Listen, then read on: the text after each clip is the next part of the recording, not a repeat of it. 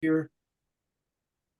Yeah, good morning, guys. And as we were just talking, Bill, you sent email. I assume you sent it to everybody. I don't know, but it And I was sent it, I sent it to the coffee theologians because we were just talking about it the other day. I'm not trying to exclude anybody, but it was just kind of the subject we were chewing on. yeah.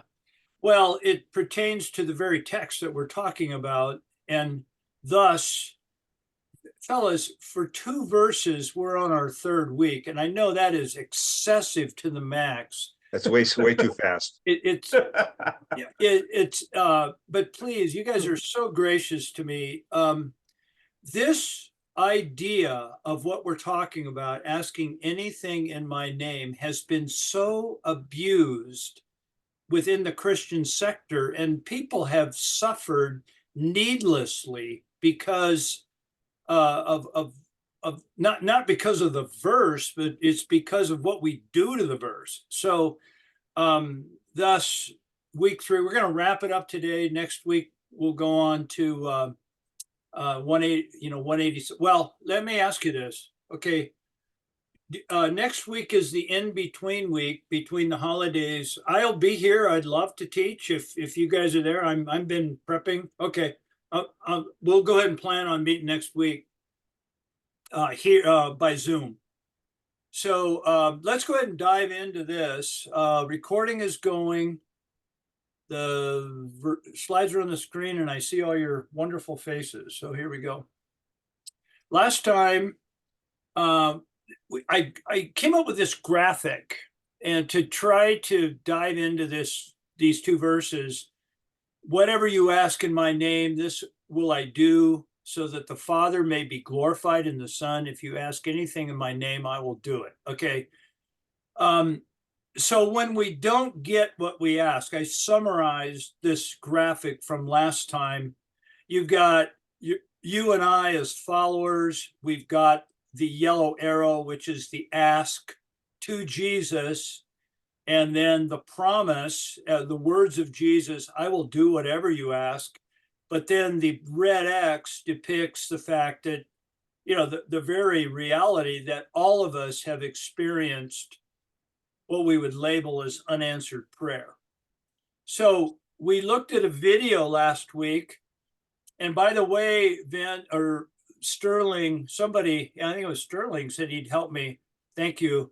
I went online and did the settings. I'm not sure if I got it right or not, but maybe you and I can spend a little time on that and we can play around. I'll get a hold of you about the video piece. It really adds a nice dimension to the study if we can get it to work right. So in that video segment from the movie Contact, when we don't get what we ask, two things occur, as is summary of last week. We either place blame somewhere, generally on ourselves, and that was Ellie in the young Ellie, the young doctor Ellie. We place blame on ourselves, or we attempt to explain the why from what we think is God's perspective, and that would be what the clergyman did in the exchange. Remember, Ellie's father died when she was a young girl, and these two human responses occur over and over again, and that's what we demonstrated last week. And regardless of what occurs, they are both, in this case, both human attempts to fix what we think needs fixing. We've got this thing in our heads that when something is unexplainable, we need to explain it in order to defend God.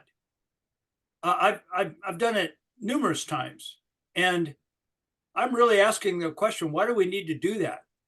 I don't think God Almighty needs any kind of defense, but we still seem to think that God does. So that's I'll just leave that there. So that was last time. Now, Totsi sent me a footnote, a Bible footnote from his Bible. I don't, we don't need to talk about which version and all that, but this, and I called Tatsi and we talked about it, and he and I agree that we could share this. And I am one who I really don't like to dive into what I'm against. I really, I think that is non-productive. I'd much rather talk about what I'm for, and Jesus is right in the core of that. I really like that. However, I think this demonstrates in a in a very small sense exactly what we unintentionally do to each other to cause harm. I don't think, the person who wrote this is well intended. There it is, written by a well-meaning individual. This footnote illustrates exactly what I'm attempting to talk about. And the footnote reads this, and this is 4:14. You ask anything in my name and I will do it. Okay. I mean, that verse is so hacked. When Jesus says we can ask for anything, we must remember that our asking must be in his name, that is, according to God's character and will. God will not grant requests contrary to his nature or his will, and we cannot use his name as a magic formula to fulfill our selfish desires. Okay, again, it's okay what's being said. It's okay. If he could end it there, it'd be okay. But here with the if, it creates a conditional a conditional bracket. And this is where I think our unintentional desire to communicate really brings unnecessary suffering to people.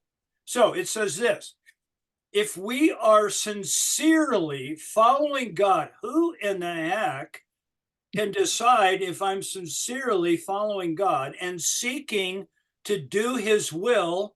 Well, some of the time, then our requests will be in line with what he wants and he will grant them. Okay, I this I think is really unfortunate in what it does. Bill and Mary are praying over their very sick child, Jimmy, and they're seeking God with all their heart, followers of Jesus, and little Jimmy dies. What do you do with that? This is not helpful. It puts people in a great sense of consternation. The same is true of the verse, train up a child in the way that he will go. How many parents are beating themselves? If I only would have, if I only would have. It is so unfortunate. And I'll stop in a minute, guys. This Bible footnote is enforcing the perception that human alignment, that I've got to do something, is necessary in order to be in sync with what God wants, so God will grant one's request. It's very ironic that the writer of this mentions the magic formula, but in a sense is saying that if I'm aligned, if I do everything, then somehow God's got this desire, and because I give him permission through my actions, God can grant that. And that is just, guys, it's just simply not true. It is not lining up with our experience, nor the experience of all of history. So I'll stop there. And very rarely will I do that, but I did here. And Tatsi, thanks for sending that and giving me the permission to share that. So I would like to focus in on this. And here is what I think, again, my opinion, what Jesus seems to be saying within the text. So now we want to move into a productivity way of thinking as we analyze what we think Jesus is saying. Now, I've got some other stuff here, but notice I've got these images, and the animation shows that Jesus and the Father are one. I mean, they're one and one. You got Father and Jesus, because I think the way Jesus talks about his relationship with the Father is they are one. I mean, it's almost word for word. Now, I believe that the follower of Jesus, that would be everybody here on this call, and anyone, throughout all of history, any follower of Jesus, anyone taking, attempting to follow Jesus, is also in this relationship. But I have an issue with transposing one to one, because I don't think we become deity. I am a created being, and so are you. I think the relationship that you and I are being brought into uh, is right here very difficult to understand. But I had the follower image, that'd be you and me, as kind of offset a little bit, just to show that I don't think that. Now, I've really thought about this a lot over the course of 2 years. I think of the church fathers, Ananias, Irenaeus, blessed be our Lord Jesus Christ, who became what we are, human, in order that we might become who he is in himself. That's a pretty close quote. And those two guys, church fathers, they're not alone. So this whole idea of the incarnation, we know something dramatically and universally occurred through what Jesus did on the cross. The details, the mechanism, guys, is really up for debate. Now, for a lot of years, I thought I had it down, but there is quite other theories of what actually occurred. And where I'm landing at this stage of life is that this incarnation, the whole cross experience, was something that affects me dramatically in the year 2023 and all of the world throughout all of history. But the mechanism, the actual details, is up for debate. I think it had everything to do with love. Love is huge. So I'll stop there. So this whole idea of this oneness of relationship is really, I think, noteworthy to where our heads need to. Now, you want to go beyond this funky little drawing, but the idea that, God, we are grafted into something that is absolutely marvelous. It is a relationship, and that is so meaningful, but difficult to grasp just because of our humanness. So let's slow this idea down a bit and look at it, what Jesus is saying through, it's an inside relationship that we're talking about within a relationship. So let's talk about that. We gotta move back for a moment to the original happening when Jesus spoke with his disciples. And what occurred there, Jesus is speaking these very words right here, we believe, to a group of very close friends. I mean, they were actually face to face in a room. And Jesus loved these guys. I mean, he was with them. He traveled with them. They are his followers, his disciples. He is their master. He loves these guys dearly, and he's expressing that in verses 1 through 14. And he knows that they are about to enter a cataclysmic confusion centered around their master. He's going to depart. And they think they understand what ought to happen, but they don't. The reality is they don't understand. And Jesus is preparing his loved ones for this huge falling out that is about to occur. That's the original text. And from there, and the original idea, then from there, we zoom forward. Now, okay, second point. Jesus being fully aware of this, of where they are thinking, expresses his love commitment to them by stating this. This is the core of what and this is actually ties in what we've been talking about.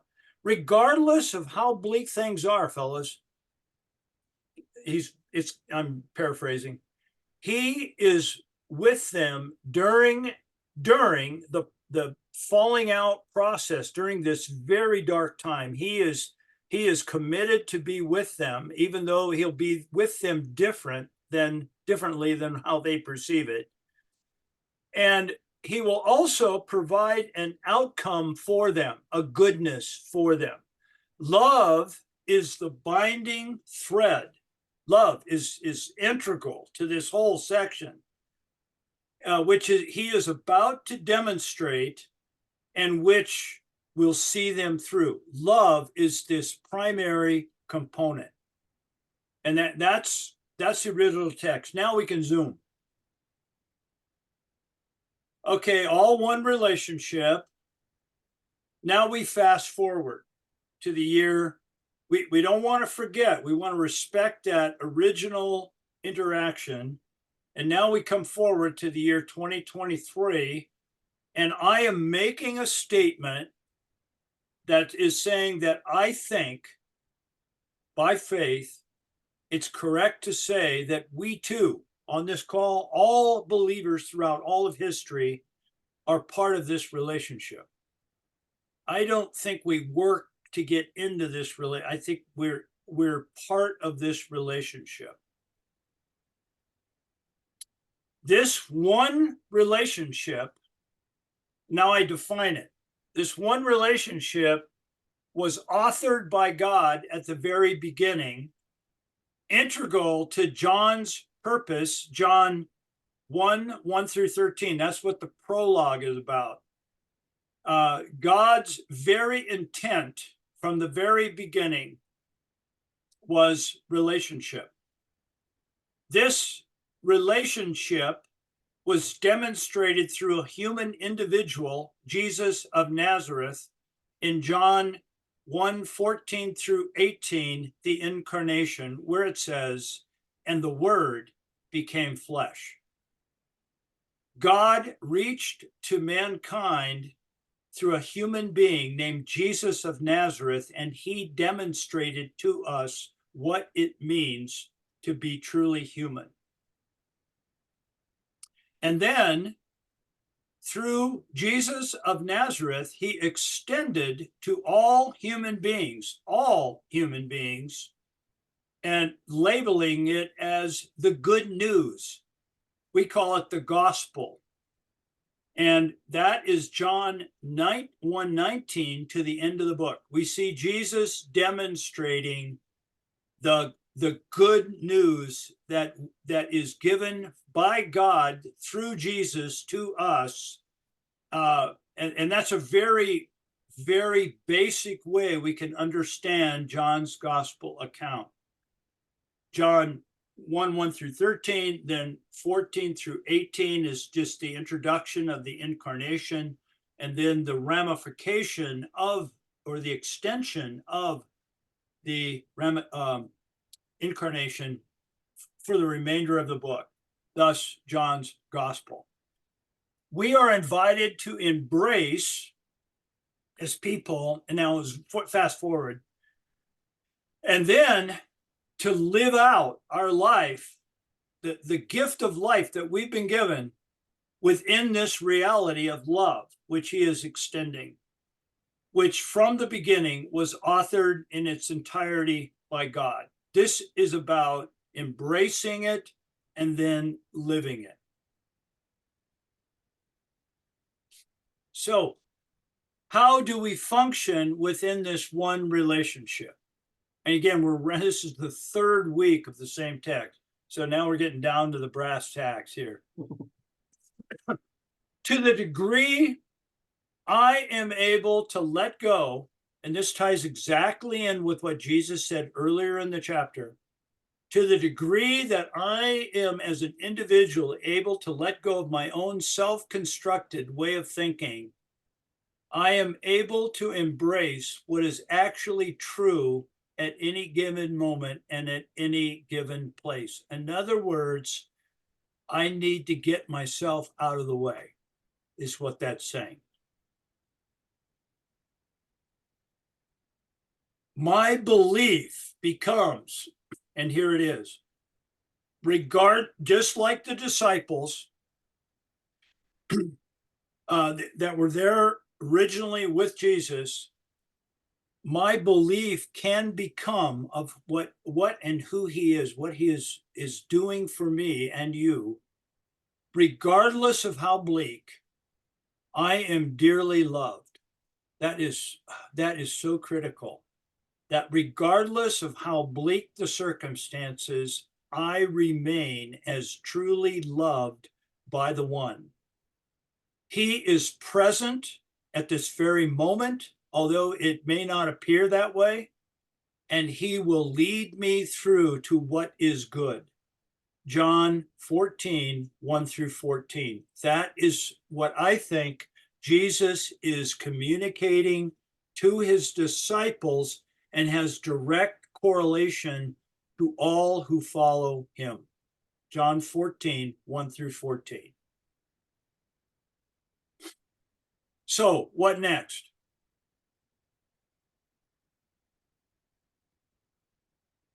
I think it's a good idea. This is me. I think it's a good idea to believe and lean into what Jesus is saying about asking anything. I think it's good. I don't think we need to be afraid to ask. And what motivates that impetus is the idea that his invitation is entirely motivated by his love commitment towards me personally. He is not a genie in a bottle that needs to be rubbed to be stimulated. It is a love relationship. He loves me more than and loves you more than we can ever comprehend. And therefore we're not outsiders. We can ask. We're free to ask and go to him. On the other hand, in the same breath of what I just said, I need to let go of my expectations of what that looks like. Who am I? I don't know. I am responding from a relationship of love. And I am free to ask within that relationship. But I got to let go of what that looks like. And that is not, it's not easy. In so doing, I'm able to embrace oneness in relationship. That to me is everything, which is an entirely safe place. I view it as that kind of place. I'm operating then out of a place of safety, not of white knuckling, am I in or out? That doesn't work.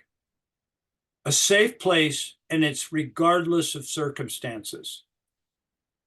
That if I'm able to hold those two in tension, a belief derived from an understanding of an integral relationship, but yet let go of my expectations, which is so much a part of Jesus's words and actions, I'm able to, I think that's the tension we're called to as people, as the tension we live in. My framework of thinking then becomes one of humility, which is really good, laced with gratitude. And the reason is that I know that I exist. You and I, if you think about it, you and I exist, and we had nothing to do with it. Nothing, everything. My ability to take my next breath is a gift, a gift of life. And the gift of life is to enjoy life, is to live life. I had nothing to do with it. All I can do is live it. That's all I can do. There is nothing else required of me, is to receive it.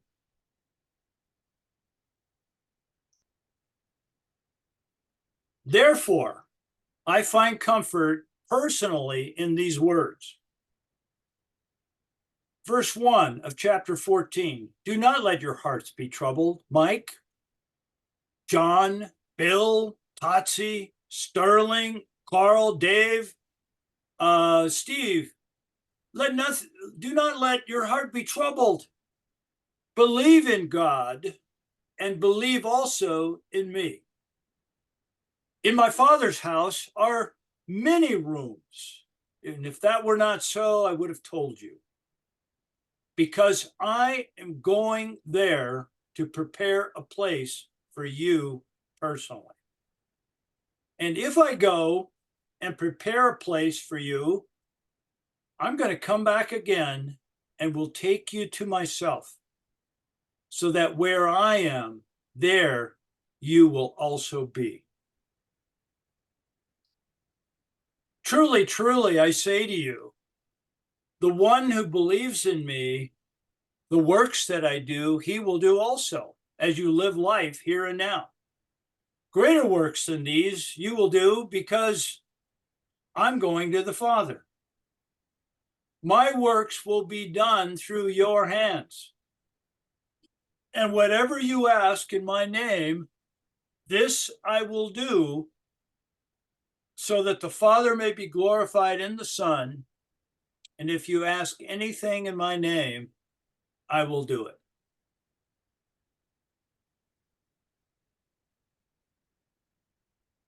I don't have a short, clever, formulaic answer in regard to why at times we don't get what we ask.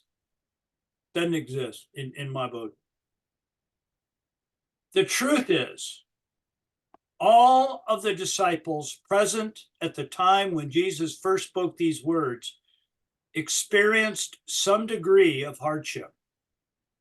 For some, their faith led to their forced and painful death. I've got to believe that during their great trial, whenever their life was on the line, they too prayed, Lord, save me. I don't know. I don't know. But I would venture to say that that was in the back of their heads. What they prayed, what they actually prayed, we know somewhat from history. You know, Fox's Book of Martyrs, for instance. We know somewhat from history, but the end result is that they did die, just like you and I are going to die. Some of those deaths were through drastic circumstances and premature in the sense because they were executed. Life is a gift. You and I had nothing to do with it, as stated before. Within this gift, which is occurring at this moment for each of us right here and right now, we have and will experience loss, meaning we don't get what we ask. And in my book, it's part of the deal. We come up with all kinds of ways to explain it. Question I have is, who's authoring that?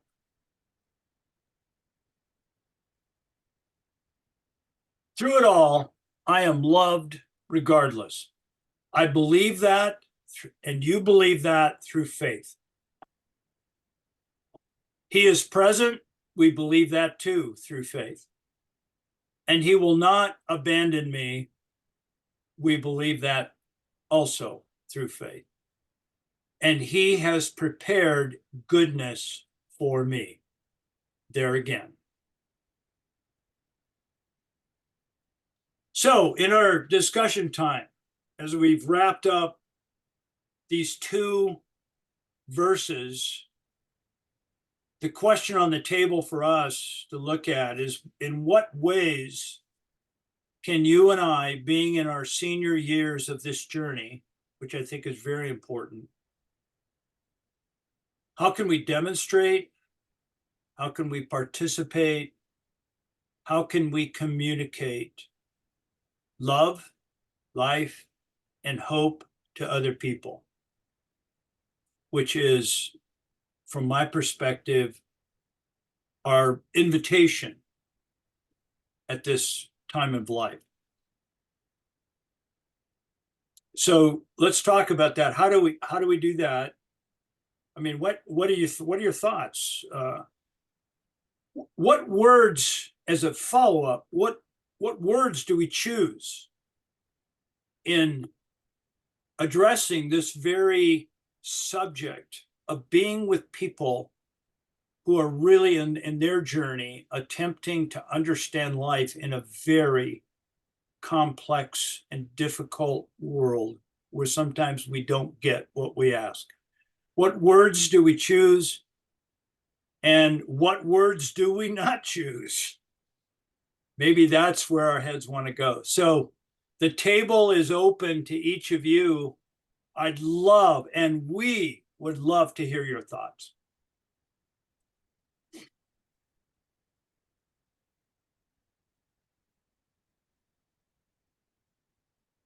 Okay, I think could you read? Debate. Okay, my responsibility is to obey, to surrender my heart, and to yield myself to do the will of God.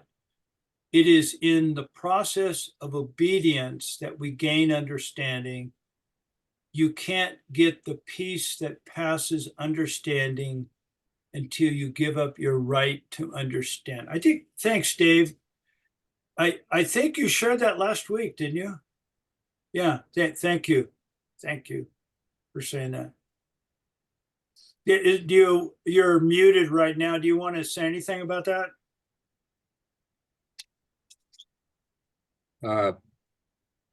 I think it's a very succinct, true statement. I think what we've talked about, what you've talked about, the disciples, all of us, we get into these situations that we don't understand.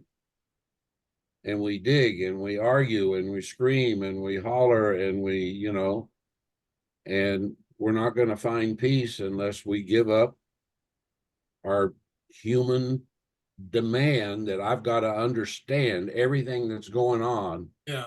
Or else it's not right. And there are times, there have been, there are, and there will be times that I will not understand.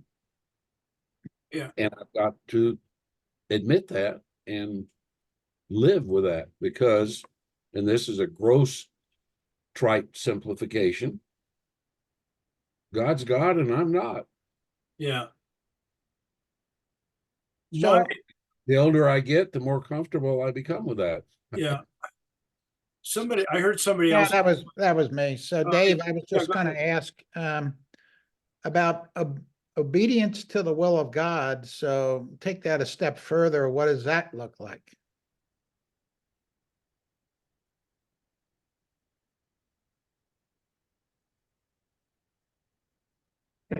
When I think when we're quiet enough to listen, we can get to a point where we're seeking and understanding his will, and we step out in that. And if I believe that if we have been earnest, and it boils down to that relationship, if we've been earnest in that seeking and we step out, and again, this is a whole nother discussion topic, but if we prayed and if we sought and if we thought, and even if we sought the experience and and interpretation of others. And when you reach a point where we have to make a decision, well, is this the will of God or is this the will of God? I think there's really only two things can happen. If we step out in that kind of faith relationship, he'll either bless what we're doing because it is his will and that's what he wants us to do, or he'll redeem what we do because we didn't do it in ourselves.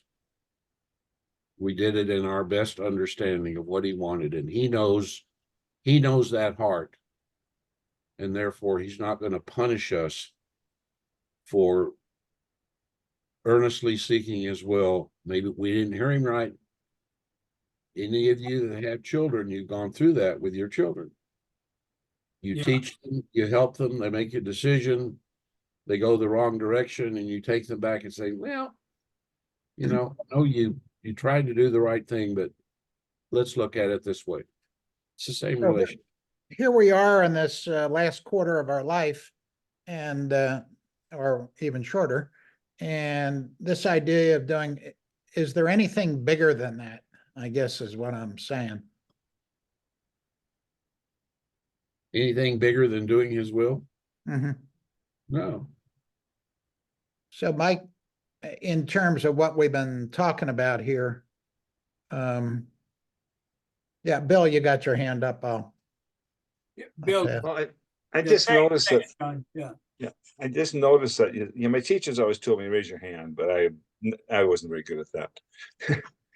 All these seem to turn into some way or another into some kind of a qualifier. I mean, the first thing that Tasi posted, we agreed with it till we got to the word if. Then Mike's posting slides and he has this word to the degree that.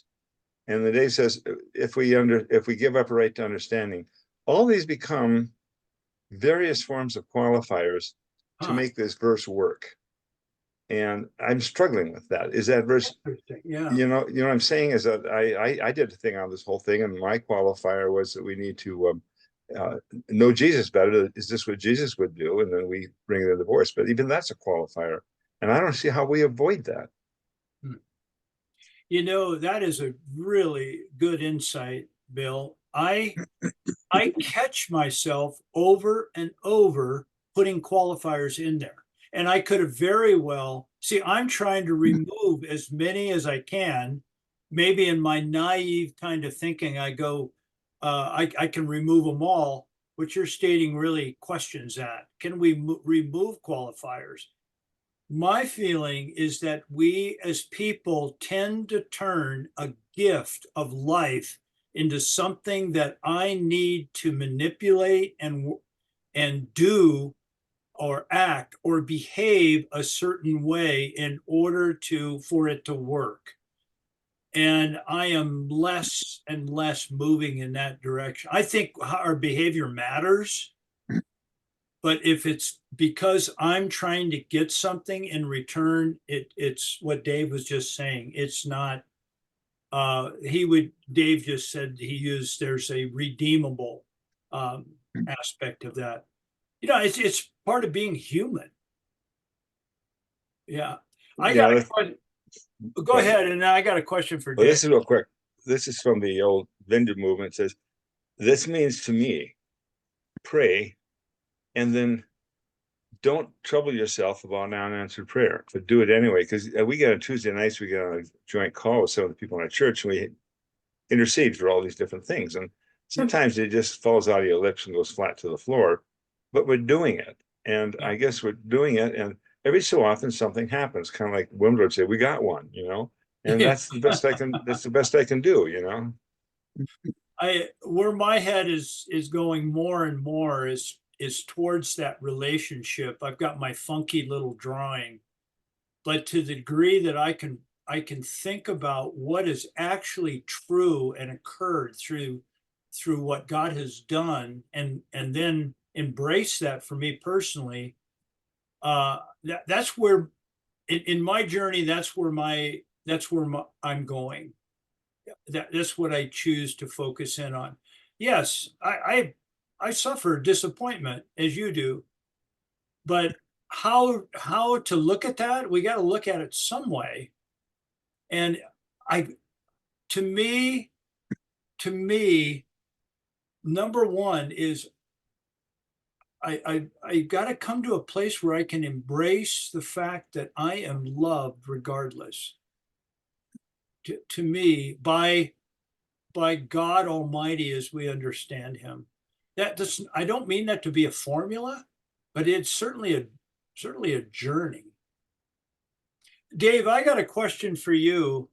You're a pastor, and I'm not putting you on the spot here. I don't mean to. I think I would assume there's been times in your in your history where let's take that scenario of a young couple who are sincerely following Jesus. I mean, they're in the faith, and they've just experienced the loss of a child, and of course it's just devastating.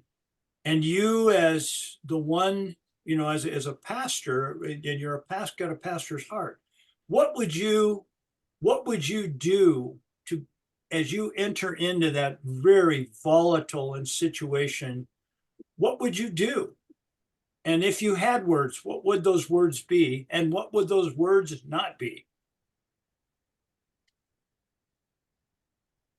Well, I think and hope that one of the things that I've learned is not to go in with my expectations. Those are times of pain, confusion, uncertainty, maybe disbelief, all kinds of things roiling around. And again, at the risk of sounding simplistic, but that's what it is. It boils down to going in and being able to love that young couple in that situation, mano a mano, face to face, and having been in a couple of those relationships, most always, initially, I say nothing. I've talked before about the fact that I'm a tactile person. I give hugs, I weep, I listen, I hug some more, Yeah, and listen, and then I believe that the Spirit will sometimes give you a word that you can use that is encouraging and helpful. But there are no,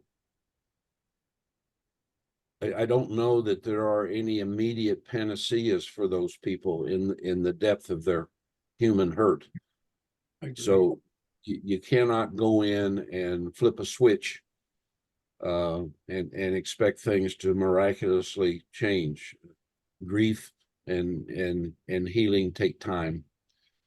And I have found that when a young couple like that is walking with the Lord and seeking the Lord, and when their faith has been strong, that even in the face of a devastation like this, their healing is helped greatly. It doesn't eliminate the pain, it doesn't eliminate the grief, but it helps them through that process, being more effective, maybe more timely, maybe not.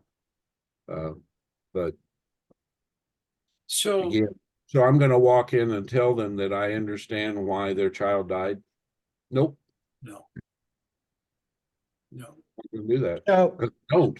But John, just a moment. I want to hear your comment, Dave. But what you said, the healing can occur, and I didn't hear you quite finish it. But what you were saying was that your very presence is what matters. Yep. People gain solace by the presence of another person who is there to come alongside and to grieve with them. I've experienced it, and I've seen it numerous times, and so probably each of you. John, what are your thoughts? yeah, Dave, so you answered my question as far as, is there anything bigger than doing God's will, right? So I think that's basic to our journey, right? And we don't want to wake up and say, well, God, today I don't want to do your will, right? But I think as life goes on, I'm kind of drifting to simpler and simpler, a little more childlike, as opposed to trying to understand stuff.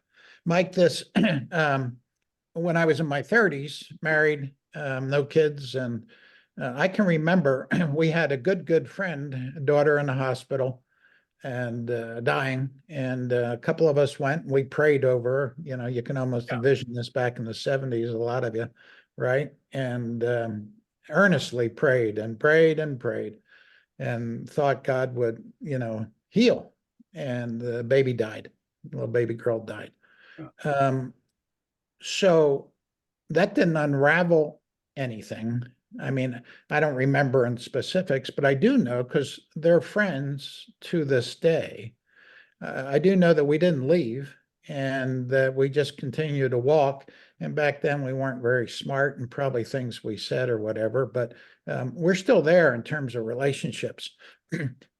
This simplicity of our journey is more and more about loving those who God brings to our path.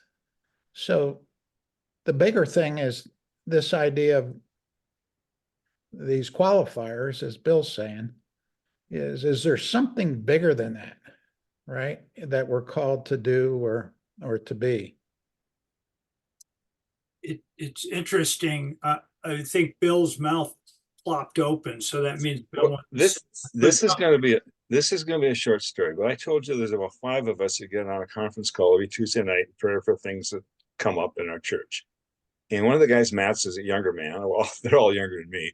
Anyway, he had a cousin, Steve, who was traveling with his wife and family in, I think, was Italy, and had some sort of a heart episode. Ended up putting him in the hospital, and he went into a coma and had no brainwave activity. He was functionally dead. And they wanted to see him, and the doctor said to him, says, "Look, we'd like to hopefully you've just got to get ready for a funeral. I mean, it's time to let this go." And there's a long convoluted, but basically, they asked us to pray for him. We prayed for him in a list of a lot of other prayers. You know, it dribbles out your mouth, "Oh, baby, with Steve." You know, name is Steve.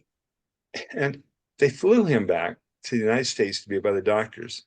Got him in the hospital. Brainwave picked up. And we just got this last night. He's in rehab now. It says, "Today marks 1 week of inpatient rehab. Here are his milestones: speaking clearly, showering, no more tube feeding, eating a regular diet, brushing his teeth and hair, standing with support, but putting one foot in front of the other on his own to walk. No more BP drops, that must be blood pressure. Able to sit, wheelchair 6 hours, and mentally more aware of the situation and better short-term memory." I mean, holy cow. They were planning a funeral for him. And this is through medicine, doctors, and all that stuff. But you got to find God's hand is always velvet in the glove of coincidence. But, you know, that's an amazing story. Yeah, that is. Yeah. Thanks, Bill, for that story. That is an amazing story. John, you know, you were asking that question, is there anything bigger? And you and Dave were talking about that. It's kind of ironic that next week we'll get together. 187 is the next verse is, "If you love me, you'll keep my commandments." And so I think that really comes into play with that dialogue between you and Dave next week. So it'll be interesting for us to look at that next week. Unfortunately, I'll be gone next week, so forge ahead. Yeah, just I won't go into it, but it'll be fun. It'll be interesting to talk about that through that raising of that question. So I don't know. I would probably venture to say if we were to vote, we're not going to vote, but I think all of us are probably moving into a more what we would call simple. I don't think it's simplistic. way of viewing it.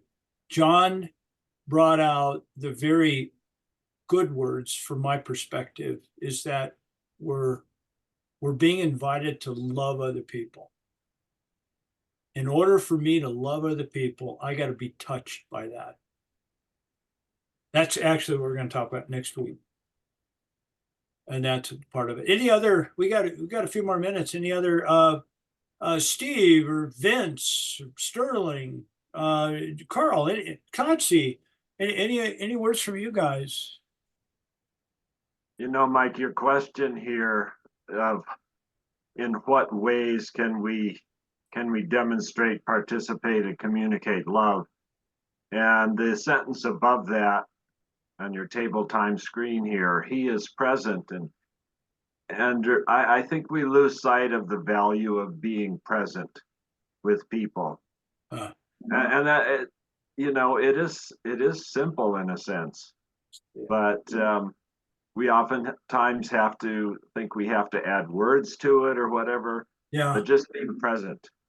I You know, I agree. remember years ago, some of you know Rob Strauss, and I forget if this was at a company retreat or in company meeting, but somebody was up front and they were having a really hard time speaking because it was a very emotional topic for them. And he got up out of his chair and just went up. It still makes me sort of teary. He just stood beside the person while they were attempting to explain who they were and what they were experiencing, and put his arm around them. Yeah. And it was just a demonstration of presence. Yeah. That obviously I've never have forgotten. And we lose sight of that so often. We see people struggling, and what they really need is just somebody to sit or stand with them. Yeah, that's a great word, Steve. Thanks. And I can picture Rob doing that. That's so true. Oh yeah. Yeah. Mike, the other thing that you've mentioned that we've talked about is a relationship. And you guys have heard me get on this preaching block before too. You know, if there's anything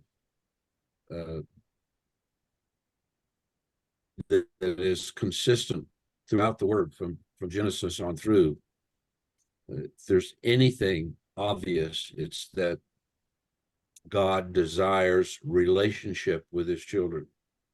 And he desires an intimate relationship with his children. And sometimes, unfortunately, there's a counterbalance to that. And I think maybe in my case, at least, as we get older, we're able to shed some of that balance weight. But one of the things the church has been pretty good at over the years is complicating the simple truth of that fact that relationship is the key. And instead, we go out on these spiritual limbs and say, well, you can't do that because this is what this means, or you can't do that because. So the groundswell, the root of what really matters gets lost in the translation. Good. Thank you. Boy, I'll be chewing on that one. Carl's got a comment. I'd like to hear your words, Carl. As we come alongside someone, the aspect of listening is very important. And as we listen to find out where that person is, to experience what they're experiencing, to weep with those who weep and rejoice with those who rejoice. And as we do that, I believe God will give us the opportunity to ask the person if we can pray for them as we're alongside of them, and give them comfort by praying for them and asking God to come in and work in the situation and bring comfort to them. And asking permission is so important in relationship with other people. Yeah. And that's about all I have. Carl, good words, and thanks for speaking up. Those are really good words for us. Appreciate that. Hey, Sterling, what are you thinking there? Looks like you're ready to. Yeah, I struggling with the technology. I was trying to figure out how to raise my hand. So thank you. So I think I may have said this before about to me this is you get more of kind of a pep talk that Jesus is giving the disciples, and it's to me it's even very specific to them. So to answer maybe Mike's question, well, how would I, kind of comfort someone if they're in the midst of struggle, and if they were specifically pointing to this verse and saying, I asked God and he hasn't done it. I would I would comfort. Hopefully they didn't put it that directly to me, but because that would be a difficult one. Here we are on session C, 186C, and so it's clearly a challenging question. Yes, But I think I'd be very comforting in the moment, and then I think there's other parts of the Bible that we can turn to about prayer, and that aren't as absolute as this seems to be. As we were going through the session, that's what I kind of turned to, is trying to, and I'm still, a neophyte here in what I know about the Bible, but that's what I try to go and, well, wait a second, this seems awfully absolute to me, and what else is there? And I think that's what I would choose, is try to turn comfort, and then be equipped with maybe follow up in how someone can have relate to the Lord and understand that how prayer works, other than this absolute, if you pray it, you'll get it, kind of a almost dynamic. Yeah.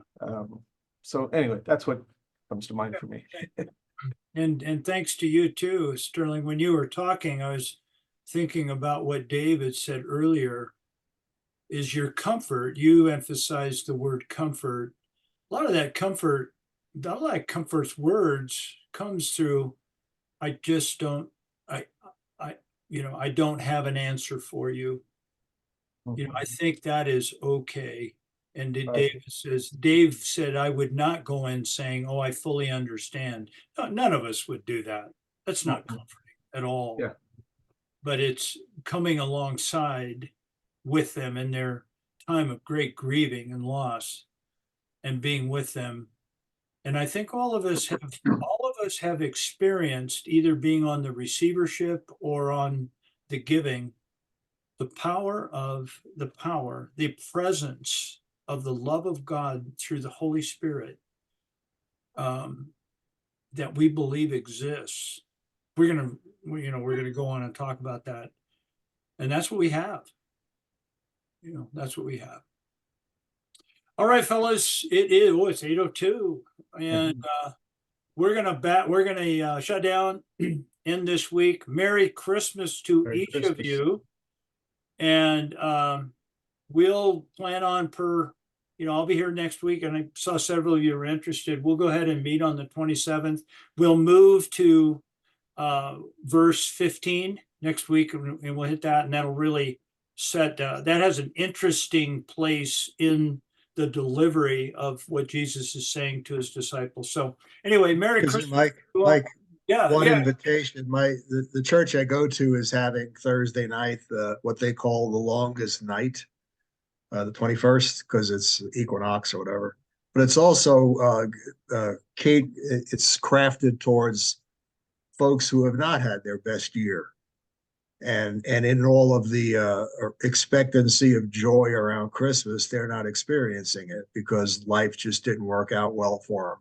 Yeah. And so it's a time to get together with the church and get together with their family, the family of the church, and to just be loved and to be accepted, and that, you feel like an outsider sometimes if you're not, mistletoe and holly this week. If the world is not doing well for you, people can go Thursday night at 7 o'clock to Council Tree Covenant Church. It's a special service, a little more subdued, a little more catered to that feeling. I've gone a few times. It's pretty nice. Thank you, Vince. That's good to know. Yeah. A great uptime and also a downside for people. It's a downer time too. All righty. Thank you, Vince. Have a good week. Merry Christmas. See you Merry next week, Christmas. guys. Bye now.